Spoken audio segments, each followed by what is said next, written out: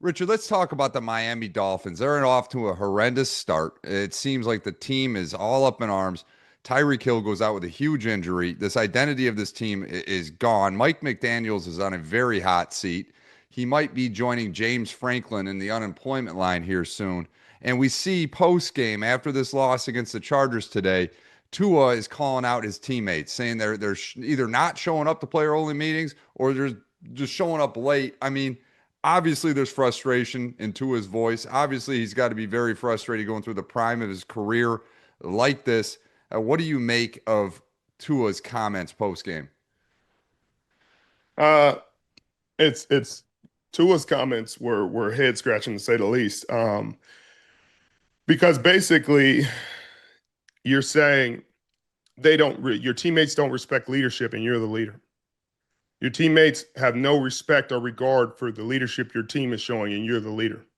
So it says more about him. It's more of a shot against himself, than it is anybody else. It's an indictment against his leadership because your teammates don't respect you. And your teammates don't respect you, so they're not showing up.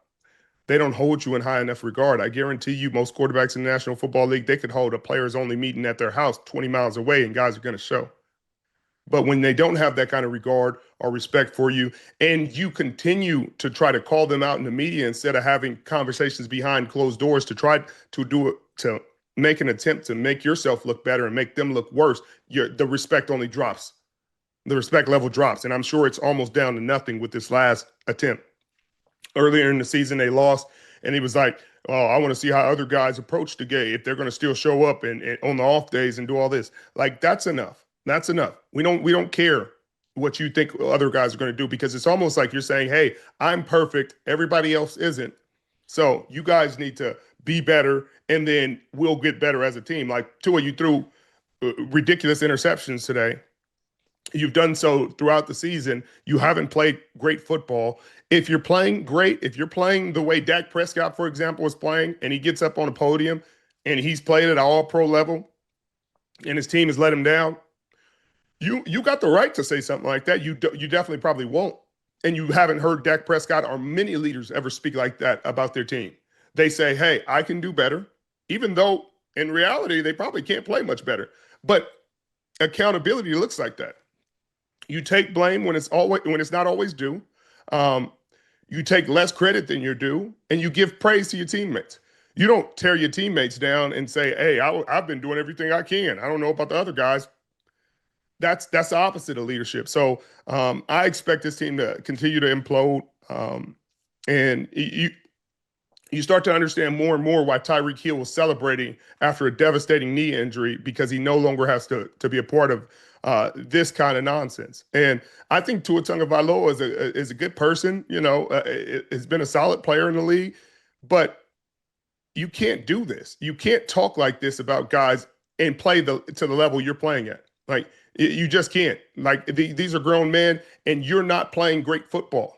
So it's time to just shut up and buckle up and try to play better, try to get wins, and try to do better. You could come to guys and be like, "Hey, in the locker room, you got everybody after a game. Hey, if we really gonna take this serious, we got to show up to players only meetings. We got to show the effort. We got to show that we care, show that we want this season, show that we want to win. Not get up in a press conference in front of guys, in front of the media, so you can make headlines to finger point at other guys. Like, get out of here, man. Get out of here. That's Bush League. That's Bush League bull." Jonathan Gannon and this Arizona Cardinals team, they really should be 3-3. Let's look back real quick at last week's game. We saw something transpire on the sideline. Jonathan Gannon appeared to lay his hand on Amari DiMercado's arm. I know you've been on competitive teams, on heated sidelines when things might not have gone your way. What do you make of this situation that developed last week? We saw Jonathan Gannon come out and apologize for his actions, but as a former athlete, when a player makes a mistake of the magnitude that Amari DiMercado did, I mean, what is your take on what transpired on those sidelines last weekend? Well, it's just frustration.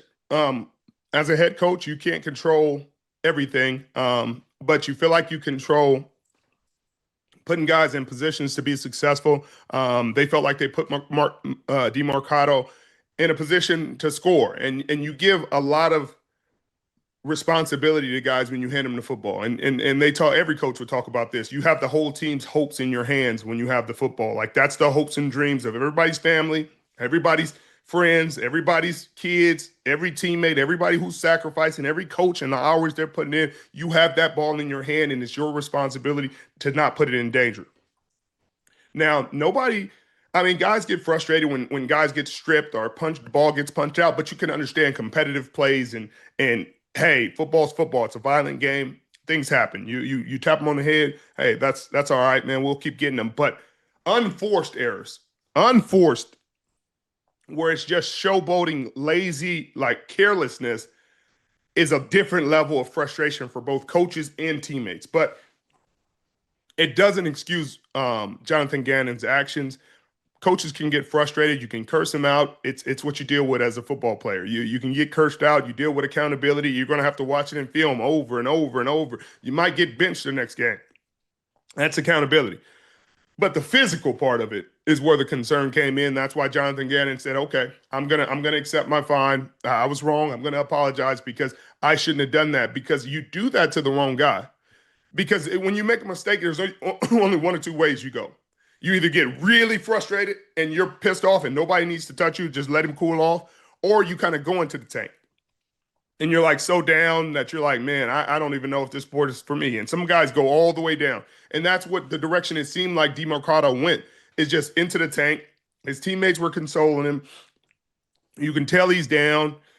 Coach, are you wrong for cursing him out in that situation? Not really. You go over there and speak your piece. You're the head coach. Go over there and make your point. No question about it. But if you catch a guy who goes the other way and you start to talk to him in that way, like it may get physical to a point that you can't control and you can't handle it. I'm sure everybody else said this already, but that's where you got to be careful, because you're in a dark place to play football. To play, you got to be fearless. You got to be aggressive. You got to be wired different.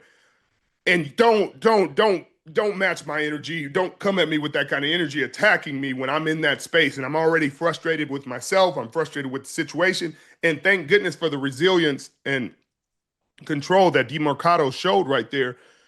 But I don't know if I would have showed the same. You know, I don't think I would have punched anybody, because we're on a football field. We're not going to do all that. But as soon as you would have pushed me the second time, I probably would have grabbed him and said, "Hey, that's enough. Like, hey, don't make me snatch you up out here. Like, I'll calm you down real quick. I'm not going to punch you. I'm not going to do anything. But once you go physical, I can go physical back and we can play that game." And I think that's the dangerous precedent. And I think that's what Jonathan Gannon understood about that situation. Is like, hey, I was wrong. I could yell at him. That's part of the game. And everybody's like, that's just old school super coaching. That's old school. Well, I'm going to let you know. Things change, and players are making a lot of money these days, and there's parking lots that they can meet you in. And understand that. These are grown men you're dealing with. These aren't kids. They have family. They have kids. They are going to ask for a certain level of respect. A mistake was made. You can do whatever within your powers as a head coach. You can cut him. You can curse him out. Bench him. Like, demote him. You got all the power in the world. Once you get physical, you kind of you're changing you're blurring the lines between coach and player interaction. Unless you guys have that relationship like Travis Kelce and Andy Reid have, they clearly have a relationship where they have that kind of, hey, we're going to bump each other. We're going to get each other hyped up. We're going to get each other riled up. We're going to go there with one another, and there's an understanding. Hey, we've seen it multiple times where Andy Reid's come stomach bump Travis Kelce, like, come on, get going. And it's to get him going in the game. That's something they have. And we've seen the other way. You know, Travis Kelce come up to Andy Reid like, oh, yeah, what you think of that? You know, and it's cool. Okay, cool. That's the connection those two have. When you don't have that, be careful. Be careful. You don't want these grown men to to show you why they play professional sports, to show you how strong and how aggressive they can be. Like, you don't want to be the opponent because you don't have pads on or a helmet or anything protecting you. Just be careful.